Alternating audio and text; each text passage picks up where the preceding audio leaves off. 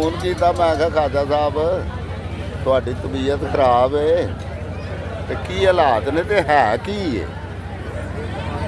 ਆਂਦਾ ਭਾਈ ਜੀ ਦਿਮਾਗ ਨਹੀਂ ਕੰਮ ਕਰਦਾ ਪਿਆ, ਨਾ ਲੱਤਾਂ ਕੰਮ ਕਰਦੀਆਂ ਨੇ। ਮੈਂ ਕਿਹਾ ਪਰੇਸ਼ਾਨ ਨਾ ਹੋ, ਲੱਤਾਂ ਲਈ ਦਵਾਈ ਲੈ। ਦਿਮਾਗ ਤੇਰਾ ਪਹਿਲਾਂ ਵੀ ਕੋਈ ਨਹੀਂ ਸੀ ਕੰਮ ਕਰਦਾ ਤੇ ਹੁਣ ਇਹਦੇ ਤੋਂ ਪਰੇਸ਼ਾਨ ਨਹੀਂ ਹੋਣਾ, ਮੇਰਾ ਦਿਮਾਗ ਕੰਮ ਨਹੀਂ ਕਰਦਾ।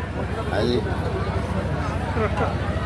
बड़ी मेहरबानी जी बाबा बूढ़ा जी, बहुत मेहरबानी, बहुत शुक्रिया है जी। तुम इंजिया करते रहोगे तो मेरा दिमाग ठीक हो जाएगा, फिर दिमाग काम करेगा।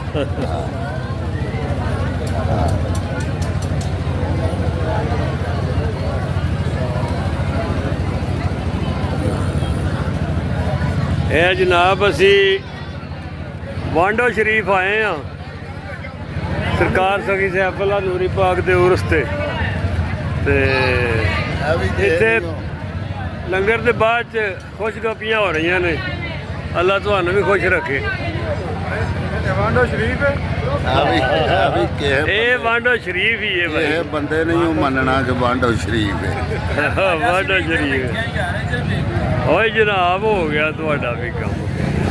वांडो शरीफ